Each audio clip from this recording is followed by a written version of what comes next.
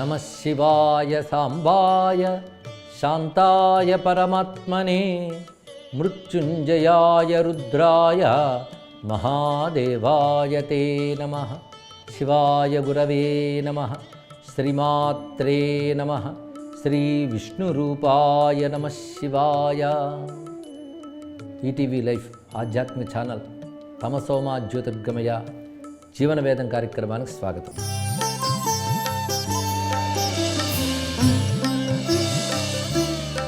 ధర్మం యొక్క స్వరూపాన్ని సమస్త మానవాళి క్షేమం కోసం మహర్షులు తెలియజేశారు. ధర్మం అంటే అదేదో పరలోకానికి చెందినదో ఏదో ఒక ఆధ్యాత్మిక మార్గమో కాదు. మానవుల జీవన విధానం చక్కగా ఉంటే దానికి ధర్మం పేరు. ధర్మమే మానవ జీవన విధానం కావాలి. అలా ధర్మం యొక్క స్వరూపాలు చాలా విస్తారంగా మనకు కనిపిస్తూ ఉంటాయి. ధర్మం అనే పదం ఒకటి ఉన్నప్పటికీ అది బహుముఖాలుగా ఉంటుంది. ఆ బహుముఖాల ధర్మాన్ని మనం సాధించగలగాలి. అయితే ధర్మం గురించి మనం గ్రంథాలు చెప్పిన విషయం చూస్తూ ఉంటే అది మనకు అసాధ్యం అనిపిస్తుంది. అది మూర్ఖత్వం. కానీ శ్రద్ధగా వింటే ప్రతివారు సులభంగా చేయగలిగే ధర్మాలు ఎన్ని చెప్పారు. అందుకు సులభంగా సూక్ష్మంగా మాకు ధర్మం యొక్క స్వరూపం చెప్పు అని అడిగితే ఋషులు చెప్తున్న గొప్ప సమాధానం ఇప్పుడు గ్రహిస్తున్నాం. ప్రధానంగా ప్రతి మానవుడు పుట్టాడు అంటే ఇద్దరు కారణం, తల్లి తండ్రి. అటు తర్వాత మనిషిగా జ్ఞానంతో బ్రతకడానికి పనికొచ్చేడు బోధించేవాడు మూడోవాడు, అతన్ని గురువు అంటారు.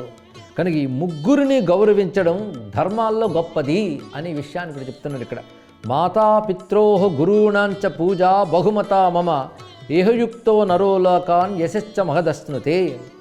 తల్లి తండ్రి గురు. ఇక్కడ గురువునాం అనే మాటకి మాతాపిత్రోర్ గురువునాం అని మూడు కలిపి మనం సమాసంగా చెప్పినట్లయితే తల్లి తండ్రి గురువులు.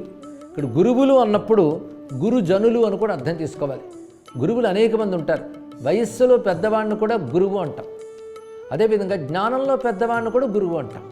ధర్మం బోధించేవాడు కావచ్చు, భక్తి బోధించేవాడు కావచ్చు, మోక్షానికి పనికొచ్చే విషయాన్ని చెప్పేవాడు కావచ్చు. ముగ్గురిని గురు శబ్దంతో మనం చెప్తూ ఉంటాం. తల్లి తండ్రి గురుజనులు, వీరిని పూజించాలి. ఇక్కడ మూడు చెప్పుకోబడుతున్నాయి. అయితే ఎవరైతే వారిని పూజిస్తారో వారికి ఇహలోకంలో కూడా కీర్తి లభిస్తుంది, సంపద లభిస్తుంది, తర్వాత ఉత్తమ లోకాలు కూడా లభిస్తాయి. అంటే బ్రతుకున్నంతకాలం క్షేమంగా ఉండాలన్నా అటు తర్వాత సద్గతి లభించాలన్నా కూడా ఇది గొప్ప విషయం. మనం ఏవో ఆలయాలు, క్షేత్రాలు, విగ్రహాలు అంటాం. నిజమే, ఒక విగ్రహంలో దైవశక్తి ప్రతిష్ఠ చేస్తే అది నమస్కార యోగ్యమవుతుంది, దాని మహిమ వస్తుంది. అలాగే ఒక సజీవమైన మూర్తిలో కూడా మనం భగవచ్చక్తిని గ్రహించగలగాలి కదా. భగవంతుడు అంతటా ఉంటాడు నిజమే, కానీ మన జన్మకు కారణమైన తల్లిదండ్రుల యందు, జ్ఞానానికి కారణమైన గురువునందు భగవంతుని చైతన్యం విస్తృతంగా ఉంటుంది. అయితే తల్లిదండ్రులు ఉత్తములు, తపస్సులు, మహాపురుషులు కానక్కర్లేదు, తల్లి తండ్రి అయితే చాలు. ఇక్కడ ఆ తల్లి తండ్రి యందు భక్తి కలిగితే భగవంతుడు సంతోషించి అనుగ్రహిస్తాడు. అందుకే తల్లిదండ్రులకు మహిమలు లేకపోవచ్చు, కానీ తల్లిదండ్రులు పూజించడంలో మహిమ ఉంది, అది తెలుసుకోవాలి. గురువు అని చెప్పబడే వ్యక్తిలో మహిమ లేకపోవచ్చు, కానీ గురు భక్తిలో మహిమ ఉన్నది. అందుకే అటువంటి భక్తి ముగ్గురు పట్ల చూపించాలి అన్నారు. అయితే సాధారణంగా మనం వేదములు 3 అని చెప్తాం. అంటే 4వ వేదం కూడా 3వ దానిలో అంతర్లీనం. ఋగ్యజు సామములు అంటాం. అగ్నిహోత్రాలు 3 చెప్తారు. అది ఆహమనీయాగ్ని, గార్హపత్యాగ్ని, దక్షిణాగ్ని. అలాగే ఓంకారంలో 3 ఉన్న అకార ఉకార మకారాలు. ఇలా 3 చెప్తారే, ఆ 3 ఎంత పవిత్రమైనవో అంత పవిత్రమైనవి తల్లి తండ్రి గురువు. ఇది తెలుసుకోవాలి. అది గార్హపత్యాగ్ని, దక్షిణాగ్ని, ఆహ్మనీయాగ్ని వంటి వారే తల్లి తండ్రి గురువు అని చెప్తున్నారు. ఇక్కడ పితావై గార్హపత్యోగ్ని మాతాగ్ని దక్షిణ స్మృత గురు రాఘవనీయస్తు సాగ్నిత్రేతా గరీయసి. ఈ మాట కూడా మహర్షి వచనం, వ్యాస మహర్షి వచనం. తండ్రి గార్హపత్యాగ్ని, తల్లి దక్షిణాగ్ని, గురువు ఆహ్వనీయాగ్ని. ఆ మాటకొస్తే ఈ అగ్నుల కంటే గొప్ప అయినటువంటి వారే మాతా పితృ గురువులు. ఈ అగ్నుల్ని నిత్యాగ్నిహోత్రికులు నిత్యం ఉపాసిస్తుంటారు, అగ్నిహోత్రాన్ని 3 రూపములతో. అంతకంటే గొప్పవారు వీరు అన్నారు. అంటే ఈ రోజుల్లో అగ్నిహోత్రాలు ఇంచుమించు అంతరించిపోయి ఎక్కడో కొద్దిగా మిగిలిన్నాయి. అలాంటి అగ్నిహోత్ర కర్మ చేయలేకపోతున్నామంటే వీరి ముగ్గురిని గౌరవించడమే అగ్నిహోత్ర కర్మ అంతకంటే గొప్పది అని చెప్తున్నారు ఇక్కడ. వీరి ముగ్గురిని ఆదరిస్తే ముల్లోకాల్ని ఆదరించినట్లే. కొంతమంది ఇంట్లో తల్లిదండ్రులను విడిచిపెడతారు, గురువుల పట్ల గౌరవం ఉండదు, లోకసేవ చేస్తామని మాత్రం వస్తుంటారు. కానీ ఆ లోకసేవ నిష్ఫలం. వీళ్ళు ముగ్గురిని సేవించి తర్వాత లోకాన్ని సేవించుకో. వీరిని సేవిస్తే లోకసేవకు అవకాశం దొరకదు అంటే వీరు ముగ్గురిని సేవించుకో, అది లోకాన్ని సేవించినట్లే అని. సర్వే తస్యాదృతా లోకా యస్యైతత్రయ ఆదృతా. ఈ ముగ్గురిని ఆదరించడం ముల్లోకాల్ని ఆదరించడమే. వీరిని అనాదరిస్తే ఎన్ని మహాకర్మలు చేసినవి నిష్ఫలమే. అనాదృతాస్తు యస్యైతే సర్వాస్తస్యా అఫలాక్రియా. ఇంత చక్కగా వివరించారు. అందుకే ముఖ్యమైనటువంటిది ఈ మూడే అనే విషయాన్ని చెప్తూ, పైగా ఏ మంచి కర్మ చేసినా ఈ ముగ్గురికి సమర్పించడం ఇంకా మంచిది. అంటే నా తల్లిదండ్రులకి సమర్పిస్తున్నాను, నా గురువుకి సమర్పిస్తున్నాను అంటూ ఫలాకాంక్ష లేకుండా ఆ మూడు కూడా మాతాపితృ గురువులకు సమర్పించినట్లయితే వాళ్ళు చేసే కర్మలు 100 రెట్లు అధిక ఫలాన్ని ఇస్తాయి. అంటే వాళ్ళకి సమర్పిస్తే నా కర్మనకు ఫలం రాదే అనుకోవద్దు. చేసిన కర్మ కానీ వాళ్ళకి మనం సమర్పణ చేసినట్లయితే చేసిన కర్మలో లోపాలు పోతాయి, చేసిన కర్మ 100 రెట్లు అధిక ఫలితాన్ని ఇస్తుంది అని చెప్తాను ఇక్కడ. అందుకే ఇది ముఖ్యమైనది అని చెప్తున్నారు. ఇందులో మళ్ళీ ప్రాధాన్యం ఎవరికి అంటే గురువులు చాలా రకాలుగా ఉంటూ ఉంటారు. ఇక్కడ మన దగ్గర కూర్చొని శాస్త్రబోధ చేసేవాడు ఒకడైతే, కొంతమేరకు లౌకిక విద్యలు చెప్పేవాళ్ళు, మంచి చూపించేవాళ్ళు కొందరు ఉంటారు. వాళ్ళు గురువులే. కానీ ఆచార్యుడు అనేటువంటి వాడు మనకి కొన్ని మంచి నేర్పేటువంటి వాడు. అతడి కంటే మరొకడు గొప్పవాడు ఉంటాడు. అసలు ఆచార్యుడే అందరికంటే గొప్పవాడు. ఎలాగూ అంటే దశైవతు సదాచార్య శ్రోత్రియాన్ అతిరిచ్యతే. శ్రోత్రియులు 10 మంది కంటే ఒక ఆచార్యుడు గొప్పవాడు అన్నారు. శ్రోత్రియులు అంటే వేదము చెప్పిన ప్రకారంగా జీవించేవాళ్ళు శ్రోత్రియులు అంటారు. అలాంటి 10 మంది కంటే ఒక ఆచార్యుడు గొప్పవాట. అంటే వాళ్ళు జీవిస్తున్నారు మంచిదే, కానీ ఇలా జీవించాలని చెప్పేవాడు వాళ్ళకంటే గొప్పవాడు అవుతున్నాడు. 10 మంది శ్రోత్రియుల కంటే ఒక ఆచార్యుడు గొప్పవాడు. అంతేకాకుండా 10 మంది ఆచార్యుల కంటే ఒక ఉపాధ్యాయుడు గొప్పవారు అన్నారు.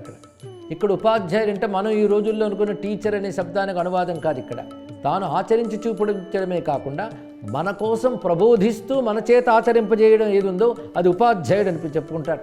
అతడు 10 మంది ఆచార్యుల కంటే గొప్పవాడు. అయితే ఉపాధ్యాయులు 10 మంది కంటే తండ్రి గొప్పవాడు అని చెప్తున్నారు ఇక్కడ. అంటే తండ్రి కూడా మన మేలు కోరేవాడు, మేలు చేసేవాడు. అతడు మేలు చెప్తాడు, కానీ గురువుల కంటే మన మేలు కోసం శ్రమిస్తాడు కనుక తండ్రి 10 మంది ఉపాధ్యాయుల కంటే అధికుడు. ఇప్పుడు ఎవరికంటే ఎవరు అధికులు తెలుస్తున్నారు కదా. ఒక్కసారి తలంచుకుంటే 10 మంది శ్రోత్రియుల కంటే ఒక ఆచార్యుడు గొప్పవాడు, 10 మంది ఆచార్యుల కంటే ఒక ఉపాధ్యాయుడు గొప్పవాడు, 10 మంది ఉపాధ్యాయుల కంటే తండ్రి గొప్పవాడు. అంతేకాకుండా 10 మంది తండ్రుల కంటే, అంటే ఇలాంటి తండ్రులు ఒక 10 మందిని పెడితే అంతకంటే గొప్పది తల్లి యొక్క మహత్వము అన్నారు. అంటే అన్నిటికంటే గొప్పది ఏమిటంటే తల్లి. అందుకే నాస్తి మాతృసమో గురువు. దీన్ని బట్టి భారతీయ సంస్కృతిలో తల్లికి ఎంత ప్రాధాన్యం ఇచ్చారో చెప్పారు. యతీశ్వరుడు కూడా తన పూర్వాశ్రమంలో బంధాలన్నీ విడిచిపెడతారు, కానీ తల్లి వస్తే మాత్రం గౌరవిస్తారు. ఆదిశంకర భగవత్పాదుల వారు సన్యసించారు, కానీ తల్లికి ఒక మాట ఇచ్చారు, నీకే లోటు లేకుండా చూస్తానని.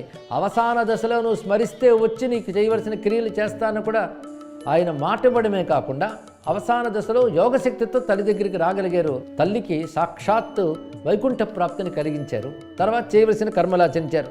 దీన్ని బట్టి తల్లికి ఎంత ప్రాధాన్యం ఇచ్చారో చెప్తున్నారు. పైగా గురువుల్లో గొప్పవారు తల్లిదండ్రులే అని చెప్తూ మరొక మాటలో ఏమంటున్నారంటే తల్లిదండ్రుల కంటే గురువు ఇంకో గొప్పవాడు అంటున్నారు. ఇందాక చెప్పేటప్పుడు గురువుల కంటే తండ్రి గొప్పవాడు, తండ్రి కంటే తల్లి గొప్పది అని చెప్పారు. ఇక్కడ దీన్ని బట్టి మనం ముందు చూసే తల్లిదండ్రులను ఎక్కువ గౌరవించాలి అని చెప్పడం. అదే చెప్తున్నటువంటి మహర్షి తర్వాత మాట ఏం చెప్తున్నంటే గురుర్ గరీయాన్ పితృతో మాతృతశ్చేతి మేమతి. ఇందాక తల్లి గొప్పతనం గురించి చెప్పాం, తల్లిని ఆ విధంగా గౌరవించాలి, తర్వాత తండ్రిని ఆ విధంగా గౌరవించాలి. కానీ గురువు గురించి చెప్పాం, కానీ గురువేం తక్కువ వాడు కాదు సుమా. మరొక కోణంలో చూస్తే, ఒక కోణంలో ఇదండి, మరొక కోణంలో ఆలోచిస్తే గురువు యొక్క స్థానం పితృత మాతృత గరీయాన్, తండ్రి కంటే తల్లి కంటే గొప్పది. ఎందుకంటే తల్లిదండ్రులు ఈ శరీరాన్ని మనకిచ్చారు, అంటే ఈ జన్మను మనకిచ్చారు. కానీ గురువు వల్ల మనకి 2వ జన్మ వస్తున్నది అన్నారు. ఆ 2వ జన్మ పేరు దీక్షా జన్మ లేదా విద్యా జన్మ. తల్లిదండ్రుల వల్ల వచ్చింది శరీర జన్మ, గురువు వల్ల వచ్చింది దీక్షా జన్మ, విద్యా జన్మ. ఆ గురువు కానీ బ్రహ్మ విద్యను బోధించారనుకోండి, మరి జన్మ లేకుండా చేస్తాడు. కానీ జన్మనిచ్చింది తల్లిదండ్రులు అయితే జన్మ లేకుండా చేసేవాడు గురువు కదా. అంతేకాదు ఈ జన్మని సార్థకం చేసేవాడు గురువు. ఆ సార్థకత ఎలా ఇస్తున్నాడు? జ్ఞానం ద్వారా ఇస్తున్నాడు. జ్ఞానం మళ్ళీ 2 విధాలు. ఇహ జీవితంలో గొప్పగా బ్రతకడం ఒకటి, తర్వాత మోక్షానికి పనికొచ్చేటట్టు ఉండడం ఒకటి. ఈ 2 రకాల జ్ఞానములు గురువు ద్వారా లభిస్తున్నాయి. అందుకే శరీరమేవ సృజత పితామాతా చ భారత ఆచార్య శిష్టా యా జాతి సా దివ్యా సా అజరా అమరా. గురువు వల్ల వచ్చే విద్యాజన్మ ఉన్నదే అది అజరము, అమరము, దివ్యము 3 లక్షణాలు ఉంటాయి దానికి. అంటే గురువు ద్వారా ఉపదేశం పొంది ఆ ధర్మాన్ని, ఆ జ్ఞానాన్ని మనం ఆచరించినట్లయితే మన జన్మకు 3 లక్షణాలు వస్తాయి. ఒకటి దివ్యత్వం, అంటే సాధారణ మానవ జన్మ చాలామంది బతుకుతూ ఉంటారండి. తింటారు, తిరుగుతారు, సంపాదిస్తారు, ఇంద్రియాలను సుఖపెడతారు. ఈ రోజుల్లో చెప్పి ఎంజాయ్ అంటారే, ఇలా సుఖంగా బతికేస్తారు, చివరికి పోతారు. ఇది సాధారణ జన్మ. కానీ గురువు ద్వారా జ్ఞానం పొందిన వారి జన్మ దివ్య జన్మ అన్నారు. ఇక్కడ దివ్యంగా ఉంటుంది అంటే అలౌకికంగా ఉంటుంది, ఇక్కడ దేవతా సమానంగా ఉంటుంది అన్నారు. ఇక్కడ ధర్మానికి, జ్ఞానానికి దివ్యత్వం ఉంది. ఆ 2 గురువు వల్ల లభిస్తాయి కనుక వాడి జన్మ దివ్య జన్మ అవుతుంది. అదే అజరత్వ అమరత్వాలకు కూడా కారణమవుతుంది. అంటే వాడు అజరుడు, అమరుడు అవుతాడంటే వాడికి వార్ధక్యం ఉండదు, మరణం ఉండదు అన్నారు. ఇదేమిటండి, గురువు దగ్గర విద్య నేర్చుకోడు మరణించరా ఏమిటి, వాడికి ముసలితనం రాదా అంటే అజరత్వము, అమరత్వము శరీరానికి ఉండవు. జరామరణాలే శరీరానికి ఉంటాయి. కానీ జరామరణాలు దేనికుండవో ఆ పరమాత్మనే నేను అనే జ్ఞానం కలుగుతుంది గురువు వల్ల.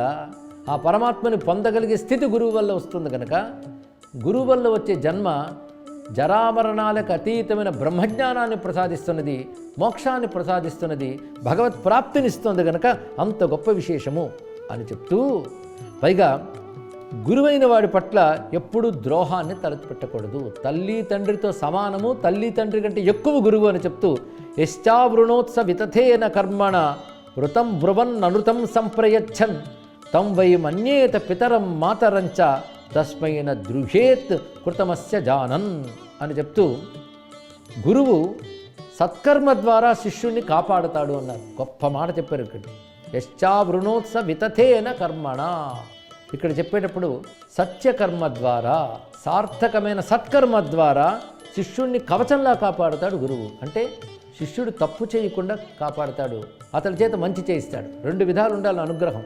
తప్పు చేయకుండా చూసుకోవడం ఎంత అవసరమో సత్కర్మ చేయించేలా చూడడం కూడా అంత అవసరం. ఈ 2 గురువు జ్ఞానం ద్వారా, గమనింపు ద్వారా చూస్తాడు. అందుకే సత్యకర్మ ద్వారా శిష్యుని కవచంలా కప్పేవాడు. అంతేకాదు సత్యస్వరూపమైనటువంటి జ్ఞానాన్ని ఉపదేశిస్తాడు. ఈ జ్ఞానం వేదాది శాస్త్రం నుంచే లభ్యమవుతుంది. కానీ వేదాది శాస్త్రముల నుంచి లభించే జ్ఞానానికి, ధర్మానికి ఒక పేరు సత్యం. కానీ ఏదయ్యా సత్యం అంటే వేదము ద్వారా తెలియబడే ధర్మజ్ఞానములే సత్యము అని. అయితే సత్యం అంటే ఉన్నదున్నట్టు చెప్పేది సత్యం, ఇదొక అర్థం. సత్యం అంటే వ్యర్థము కానిది అని మరొక అర్థం ఉన్నదండి. ఈ ధర్మం ఎప్పుడూ వ్యర్థము కాదు. స్వల్పమప్యస్య ధర్మస్య త్రాయితే మహతో భయాత్ అంటాడు కృష్ణ పరమాత్మ. కొద్దిపాటి ధర్మం చేసినా అది పెద్ద భయం నుంచి మనల్ని కాపాడుతుంది కనుక ధర్మమే సత్యము. సత్యం అంటే వ్యర్థము కానిది, అది ఫలించి తీరుతుంది. కానీ గురువు ఏం చేస్తాడు? సత్కర్మ ద్వారా శిష్యుణ్ణి రక్షించుకుంటాడు, సత్యస్వరూపమైన వేద ధర్మాన్ని ఉపదేశిస్తాడు, అదేవిధంగా అసత్యాన్ని నిరోధిస్తాడు. అంటే ఏది చేస్తే వ్యర్థమైపోతుందో జీవితం అలాంటివి చేయనివ్వకుండా కాపాడతాడు, వ్యర్థం కాకుండా చూస్తాడు. ఇంత మహాకార్యం చేసే గురువు పట్ల కృతజ్ఞత కలిగి ఉండాలి, కానీ ద్రోహ బుద్ధి ఎప్పుడూ ఉండరాదు. అసలు ప్రాయశ్చిత్తం అనేది లేని పాపాలకు ఉన్నాయి. అవేమిటంటే మిత్రద్రోహ, కృతఘ్నస్య స్త్రీఘ్నస్య గురుఘాతిన, చతుర్నాం వయమేతేషాం నిష్కృతం నాను శుశ్రుమా. మిత్రద్రోహం ఒకటి, కృతఘ్నత ఒకటి, అంటే చేసిన మేలు మరచిపోవడం ఒకటి, స్త్రీని హత్య చేయడం ఒకటి, గురువుని హత్య చేయడం ఒకటి. ఈ 4 పాపాలకు ప్రాయశ్చిత్తములు లేవు అని చెప్పారు. ఇక్కడ గురు శబ్దంలో తల్లిదండ్రులు కూడా తీసుకోవాల్సిందే, వాళ్ళందరూ గురుస్వరూపాలే కదా. అంటే అలాంటి వారిని కానీ సంహరించుట అంటే అర్థం కేవలం చంపేయడం అనే కాదు, వారిని అవమానించినా, వారిని బాధించినా కూడా పాపమే అని చెప్పడం ఇక్కడ. కానీ వారు అవమానించరాదు, బాధించరాదు, నాశనం చేయరాదు. వీటికి మాత్రం ఈ పాపాలు కానీ చేస్తే, అంటే వారిని అవమానించినా, బాధించినా, నాశనం చేసినా వాటికి ప్రాయశ్చిత్తములు లేవు, ఇది తెలుసుకో అని చెప్పాడు.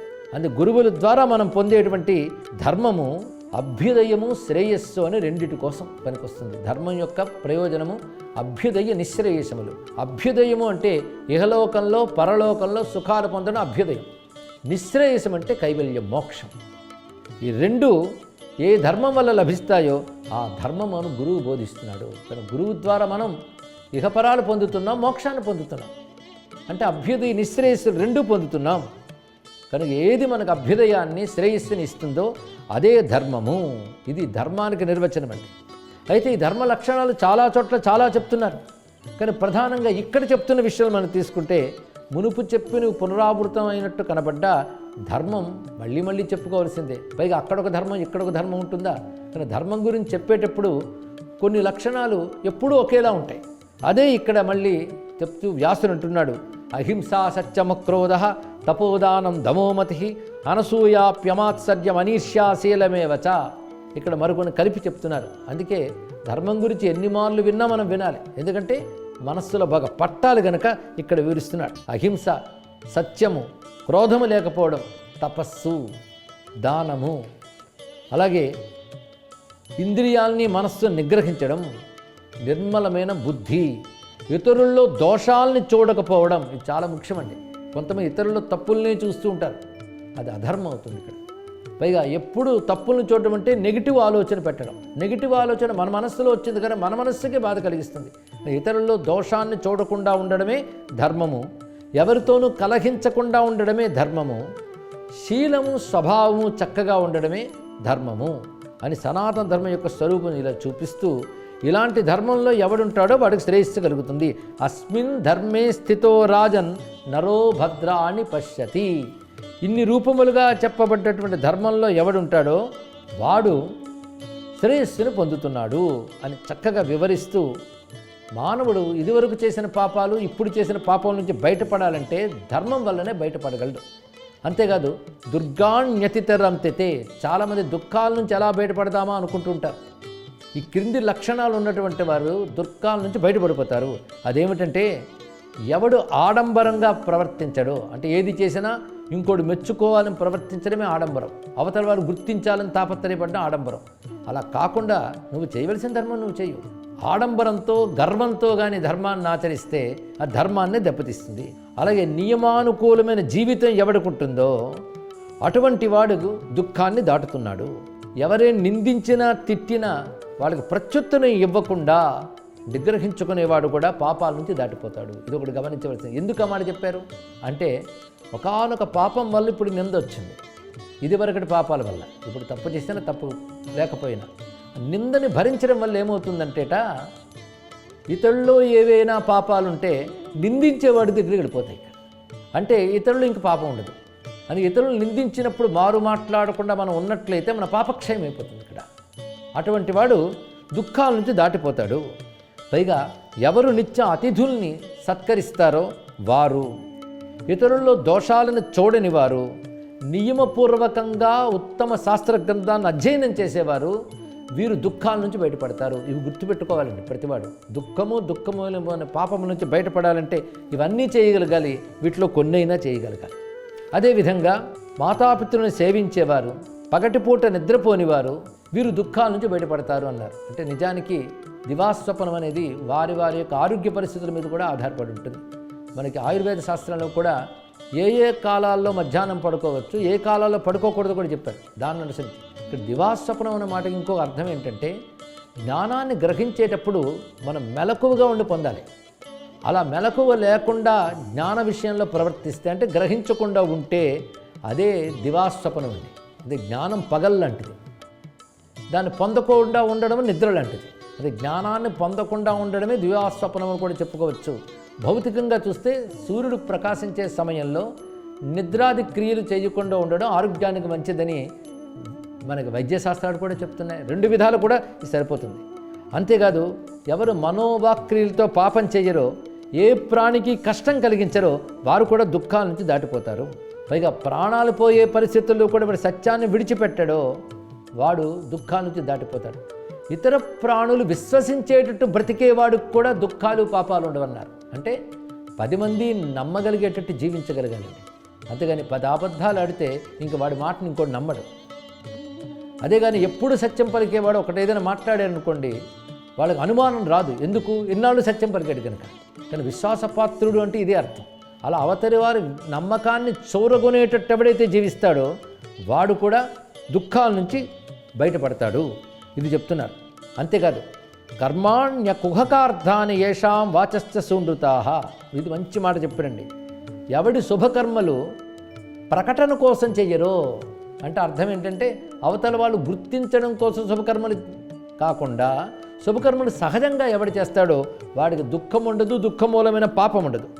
పైగా ఏషాం వాచస్య సూనృతాః, సత్యాన్ని ప్రియంగా ఎవడు పలుకుతాడో వాడికి కూడా పాపము దుఃఖం ఉండదు. అంటే మాటకు అంత ప్రాధాన్యం చెప్తున్నాడు.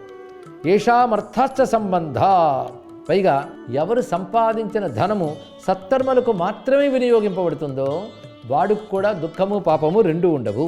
ఎవరు తపవు జీవనాన్ని గడుపుతారో, ఎవరు బ్రహ్మచర్యాన్ని పాటిస్తారో, ఎవరు శాస్త్రాలను అధ్యయనం చేసి దాని ప్రకారంగా జీవిస్తూ ఉంటారో వారికి దుఃఖము పాపము ఉండొస్తుంది. పైగా రజోగుణ తమో గుణాలను నిగ్రహించుకుంటూ సత్వగుణంలో నిలబడినటువంటి వాడు కూడా కష్టాల నుంచి పాపాల నుంచి బయటపడతాడు.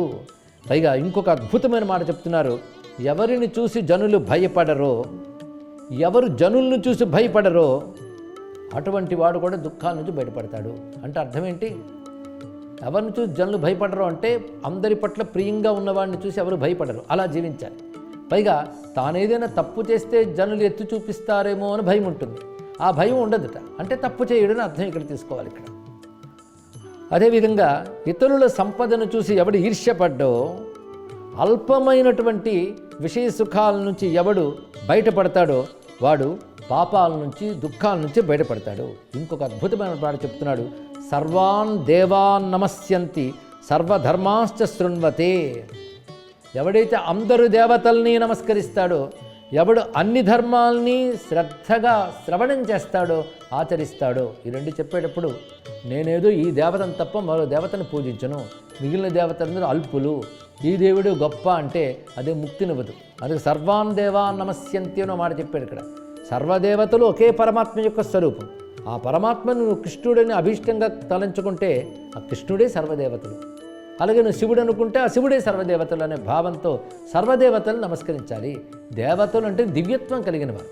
దివ్యత్వం కలిగిన వారు మన వంటి గొప్పవారు కదా, అందుకే వాళ్ళ నిలవెళ్ళ నమస్కరించాలి అని చెప్పారు. అదేవిధంగా ఇతరుల నుంచి గౌరవాన్ని కోరనివాడు, ఇతరులను గౌరవించేవాడు దుఃఖాల నుంచి పాపాల నుంచి బయటపడతాడు. ఇది గొప్ప విషయం అండి ఇక్కడ. అంటే అవతల వాడు తన్ను గౌరవించాలని కాకుండా తాను ఇతరులను గౌరవించడం నేర్చుకోగలగాలి. ఇది అమాని మానదో మాన్యహ అని విష్ణు శాస్త్రంలో చదువుకుంటూ ఉంటాం. ఇలాంటి లక్షణం కలిగినటువంటి వాడికి దుఃఖము ఉండదు, దుఃఖమూలమైన పాపము ఉండదు. అంతేకాదు కోపం కలుగడం సహజమే ఒక్కొక్కప్పుడు పరిస్థితులను అనుసరించి, కానీ నిగ్రహించుకున్నవాడు గొప్పవాడు అన్నారు. అందుకని కోపం రానివాడు గొప్పవాడని కాదు, కోపం రావచ్చుగాక, అంటే పరిస్థితుల అనుకూల ప్రతికూలతలు బట్టి ఎమోషన్స్ ప్రతిస్పందనలు వస్తాయండి. కానీ అక్కడ కావాల్సింది ఏ క్రోధం సన్నియచ్చంతి, కోపాన్ని నిగ్రహించుకునేవాడు, కోపంతో ఉన్నవాడిని శాంతింపజేసేవాడు, ఏ ప్రాణి పట్ల కూడా కోపం లేనివాడు దుఃఖాన్ని పాపాన్ని దాటేస్తాడు. అలాగే ఎవడు జీవన విధానంలో హింసామూలమైన మద్యమాంసములుండవో వాడు కూడా క్రమంగా దుఃఖ పాపాల నుంచి బయటపడతాడు. పైగా భోజనాన్ని శరీర పోషణకు మాత్రమే వలసినంత తీసుకున్నవాడు కూడా పాపం నుంచి బయటపడతాడు. మంచి విషయాలు చెప్పారు. యాత్రార్థం భోజనం యేషాం. యాత్రార్థ భోజనం అంటే జీవనయాత్ర సాగడానికి ఏది అవసరమో అది మాత్రమే స్వీకరిస్తూ, ఇవన్నీ చెప్పి గొప్ప మాట చెప్తున్నాడంటే, ఈశ్వరం సర్వభూతానాం జగత ప్రభవాప్యయం భక్తా నారాయణం దేవం దుర్గాణ్యతితరంతితే. సమస్త జీవకోటికి ప్రభు అయినవాడు, సృష్టి యొక్క స్థితి ప్రళయాలకు కూడా కారణమైన వాడు నారాయణుడు. ఆయన యందు భక్తి కలిగిన వారు సమస్త దుఃఖముల నుంచి పాపముల నుంచి బయటపడతారు. ఇక్కడ మరొక మాట చెప్తాడు, భక్త మహేశ్వరం దేవం దుర్గాణ్యతితరంతితే అని కూడా ఉంటుంది.